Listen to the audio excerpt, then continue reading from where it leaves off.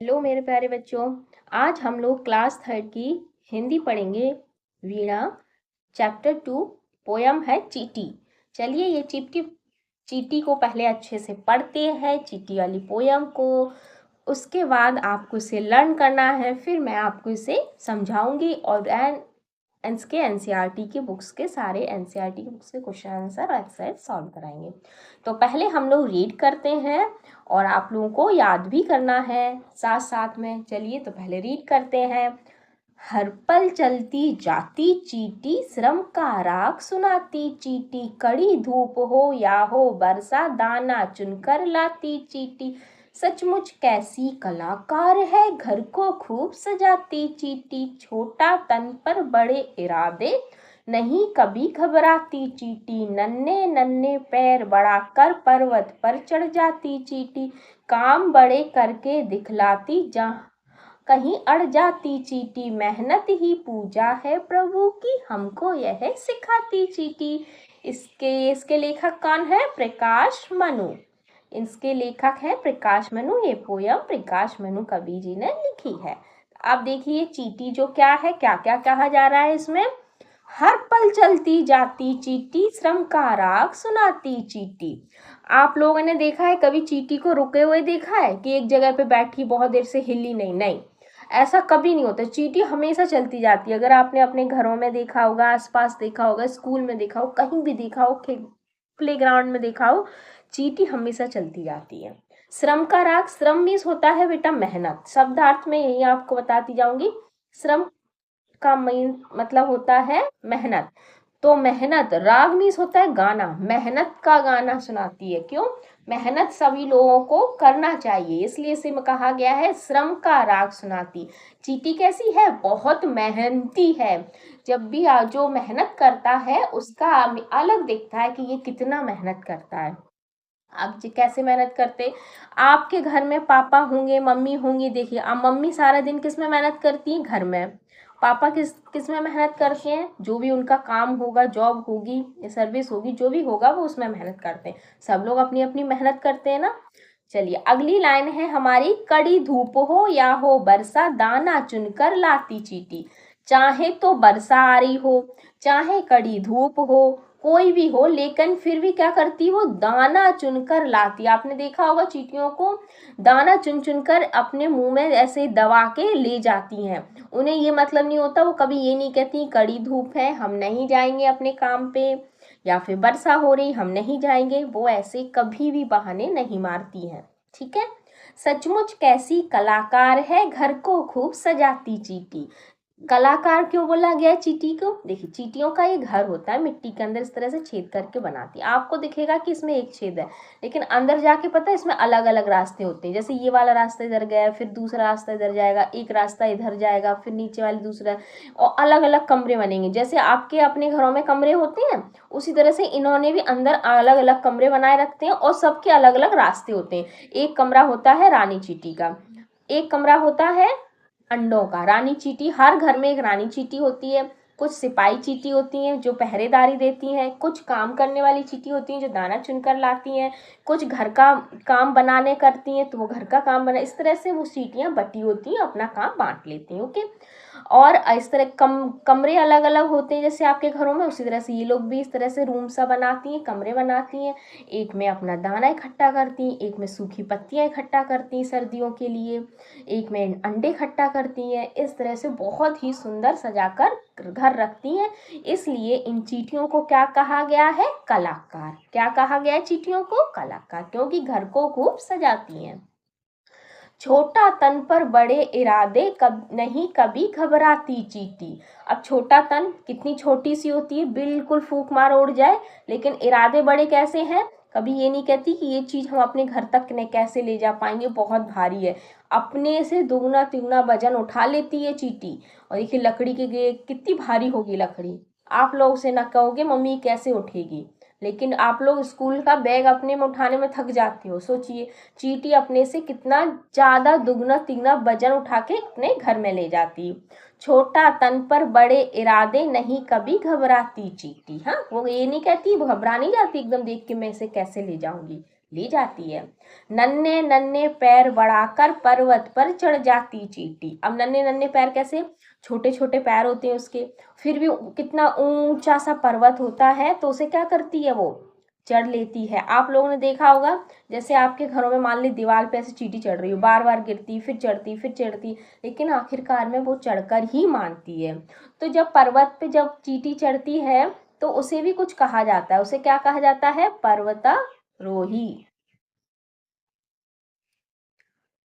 काम करे, काम बड़े करके दिखलाती, जहां कहीं अड़ जाती चींटी। कोई भी काम हो उसके ये नहीं कहती कि मैं नहीं करूंगा, हर काम को अड़ जाती। जैसे आपको लोग के स्कूल से आए, ड्रेस उतार के फेंक दी, बुक का होमवर्क किया, बैग की बुक्स पूरी निकली पड़ी हैं, मम्मी कहेंगी सेट करो, नहीं करोगे।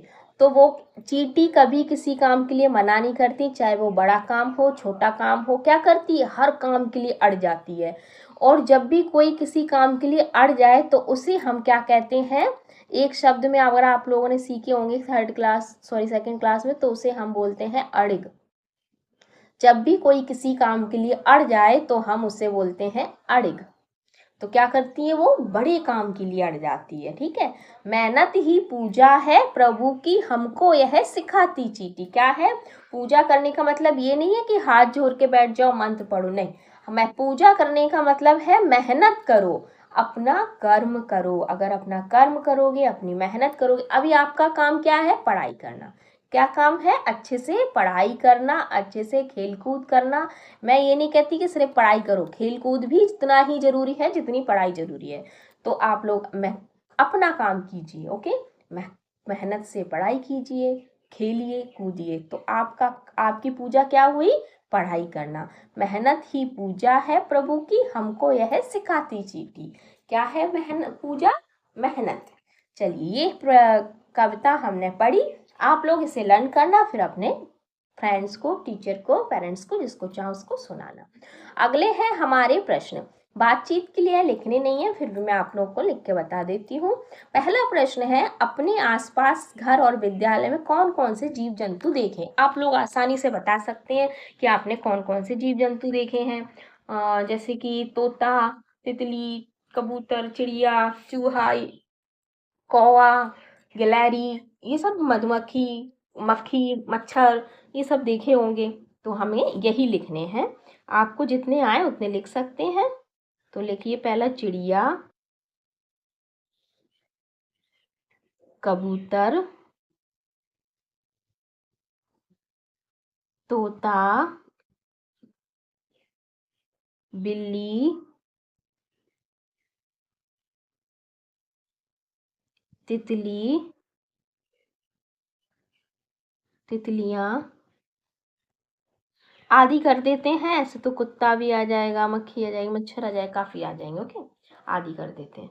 अगला प्रश्न है हमारा, आपने सबसे छोटा कौन सा कीट देखा और कहाँ देखा। सबसे छोटा, चींटी से छोटा क्या हो सकता है, चींटी से छोटा घर में दीमक लगती है जिसे टर्माइट बोलते हैं इंग्लिश में, वो भी हो सकता है, अगर आपने देखा हो, पर शायद ही देखा हो।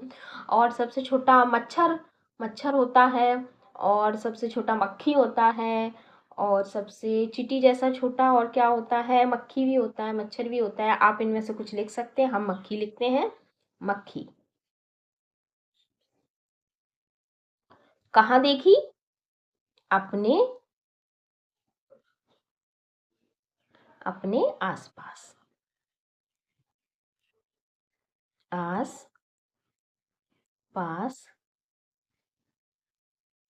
देखी है। अगला है तीसरा, आपने चींटी के अतिरिक्त और कौन कौन से श्रम करने वाले जीव देखे हैं। ज्यादातर सारे ही श्रम करते हैं, मगर चींटी दिन और रात करती, चलती है, रुकती है। लेकिन कोई भी प्राणी अगर इस दुनिया में आए तो उसे श्रम तो करना ही है बेटा। जैसे कि मधुमक्खी फूलों से सारा दिन रस ले जाके अपना शहद बनाती है, पहले तो छत्ता बनाती, फिर उसमें शहद भरती है। चिड़िया अपना घोंसला बनाती, फिर उसमें अंडे देती, फिर उन जब अंडे में से बच्चे निकलती, उनके लिए दाना लाती, उन्हें बड़ा करती। तितली सारा दिन फूलों से रस निकालती, तो क्या करती है। तो हम इनमें से क्या लिख सकते हैं, मधुमक्खी, बैल, सारा दिन करती हैं खेत में, आजकल तो खैर बंद हो गए बैल। चिड़िया, तितली। चलिए आप लोग लिख सकते हैं। नन्ही चींटी के बारे में अपना कोई अनुभव लिखिए। अब चींटी के बारे में अनुभव कैसे लिखना है, मान लीजिए कहीं बहुत सारी चींटियां हो, आप बैठ गए हो, अचानक उन्होंने आपको काट लिया हो, या फिर आपने चींटियों को कुछ खिलाया हो, इस तरह से आप अनुभव लिख सकते हैं।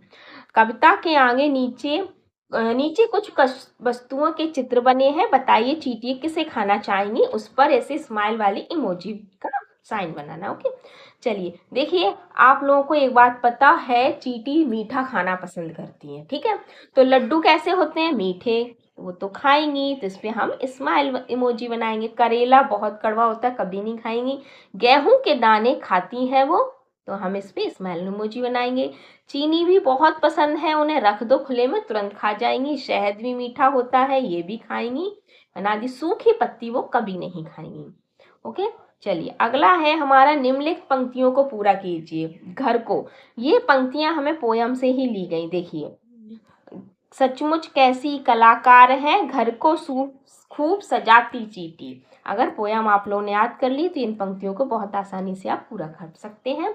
घर को खूब सजाती चींटी, पर्वत पर चढ़ जाती चींटी,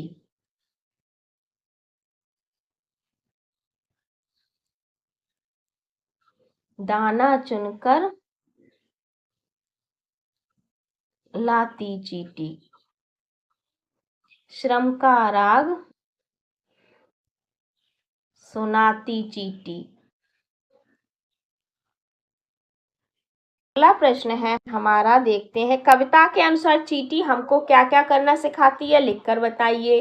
जैसे इन्होंने 4 दिए हैं, 4 में से एक दिखाया, कभी ना घबराना। तो चींटी क्या क्या करके दिखाती है, घर को सजाती बहुत अच्छे से, हर पल चलती भी रहती है, अड़िग रहती है, मतलब कभी भी हर काम में अड़ जाती है, श्रम का राग सुनाती है, मतलब मेहनत भी करती है। तो हम क्या क्या लिख सकते हैं, पहला हम लिख सकते हैं घर को सजाना।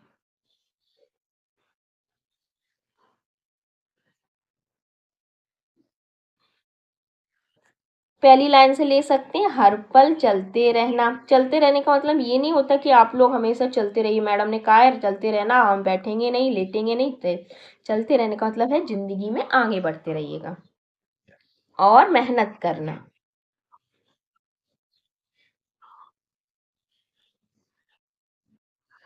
चलिए अगला है हमारा, भाषा की बात। कविता में चींटी को क्या क्या कहा गया, अच्छा कलाकार कहा गया था, और क्या कहा गया था, श्रम का राग सुनाती मतलब मेहनती कहा गया था, और क्या कहा गया था, पर्वत पे चढ़ जाती है तो पर्वतारोही कहा गया था। पर्वतारोही, पर्वत पे चढ़ जाती है। हर चीज में अड़िग, मतलब बड़े काम में अड़िग, आगे अड़ जाती तो अड़िग कहा गया था। ओके, चलिए अब है, कितनी बार आई चींटी। चींटी कविता में चींटी शब्द कितनी बार आया है, इन्हें गिने और उतनी चींटियां बनाकर इस पंक्ति को पूरा करें। चलिए हम पहले गिनते हैं चींटी शब्द आया कितनी बार है। तो चींटी 1, 2, 3, 4, 5, 6, 7, 8, 8 बार आया है। तो हमें क्या करना है, 8 चींटियां बनानी है। 8 में से 2 इन्होंने पहले से ही बना के दी हैं। चलिए हम लोग ट्राई करते हैं, आप लोग अच्छे से बनाइएगा। मेरा तो इसमें पेन बेटा थोड़ा सा सही नहीं होता, इसलिए नहीं बन पाता सही। आप लोग कोशिश कीजिएगा अच्छे से बनाने की। ओके,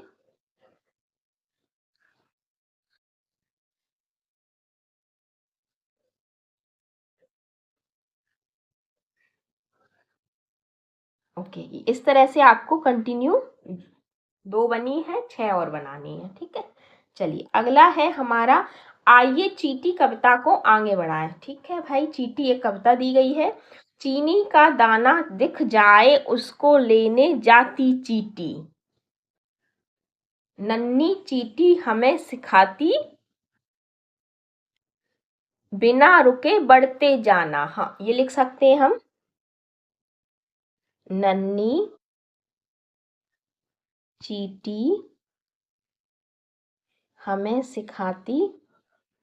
आपके मन में जो भी लाइनें आए आप लिख सकते हैं आगे इसमें, ऐसा नहीं है कि यही लिखना है। बिना रुके बढ़ते जाना।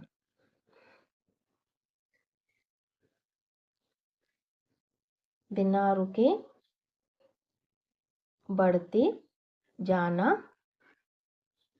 सर्दी गर्मी हो या बारिश। सर्दी गर्मी हो या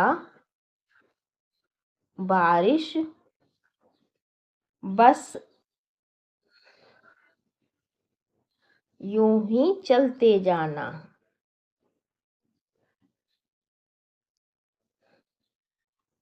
ये आप लोग लिख सकते हैं।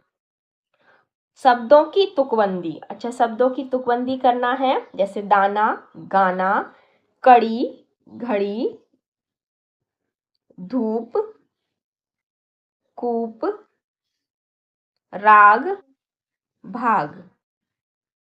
और भी सारे शब्द हो सकते हैं, आप लोग कुछ भी लिख सकते हैं। चलिए, चींटी से भेंट।